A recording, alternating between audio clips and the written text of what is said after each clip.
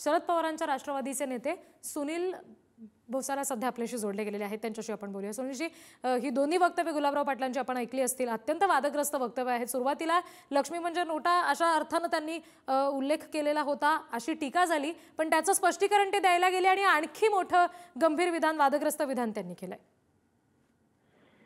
नाही, निश्चितपणाने यामध्ये पूर्ण राज्यामध्येच लक्ष्मी दर्शनाचा विषय बावनकुळेंनी सांगितला, गुलाबराव स्पष्टपणे सांगतायत। सत्तेतले सगळे लोकांना थेट आवाहन करतात की पैसे घ्या आणि मत द्या। खरं म्हणजे निवडणूक आयोगाने याच्यावर स्वतः कारवाई केली पाहिजे या सगळ्या वक्तव्यांवर। आणि बावनकुळेंचं पण वक्तव्य त्यामध्ये होतं ना की माझ्याकडे खूप पैसे आहेत, तुम्ही काही काळजी करू नका, आपल्याला तुम्हाला फक्त मत द्यायचं, बाकी तुम्ही काही हिशोबाचं आम्ही बघून घेऊ। आणि गुलाबरावांचं वक्तव्य पण त्याच दिशेने आहे की पैसे घ्या आणि मत द्या। की सारव केली महिलांचा अपमान तर त्यामध्ये झालेलाच आहे, लक्ष्मीच्या आया बहिणींचा वगैरे हा सारवाचा विषय आहे। परंतु त्यांना अभिप्रेत आहे की बाबा पैसे घ्या आणि मत द्या। प्रचंड पैशाचं वाटप आता निलेश राणांनी स्वतःच दाखवले किती पैसे दिले, 25-25 हजार रुपये एका मताला, 50-50 लाख कॅश ही संघाच्या कार्यकर्त्याच्या घरामध्ये सापडते। एकाचा भाजपा पक्ष तेव्हा का आर्थिक व्यवहार करायचा आणि संघाचे लोक फक्त मदत करायची त्यांना भाजपला।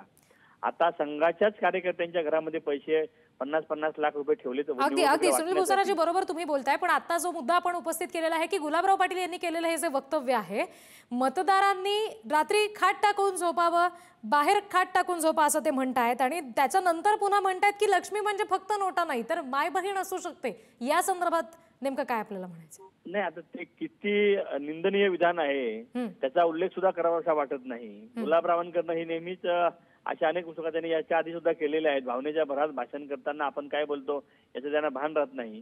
ते ज्येष्ठ मंत्री आहेत, परंतु सत्तेचा जो काही अहंकार सगळ्या मंत्र्यांना आलेला आहे आणि त्यातून ही विधानं ते करतायत की आमच्याशिवाय पर्याय नाही, तुम्हाला समोर आमच्या कोणीच नाही, फक्त आम्हीच आहोत हे सांगण्याचा प्रयत्न ते मतदारांना करतात।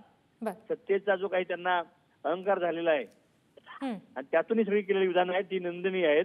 त्याच्यामध्ये कायदेशीर कारवाईची मागणी आम्ही केलेलीच आहे। अजून त्यामध्ये काही कठोर कारवाई करण्याची मागणी आम्ही निवडणूक आयोगाला ऑलरेडी पत्र दिलंय, सांगून झालंय। आता बघू काय होतंय। जी, धन्यवाद सुनील भोसाराजी, आपण पुढे न्यूजशी बोललात यासाठी।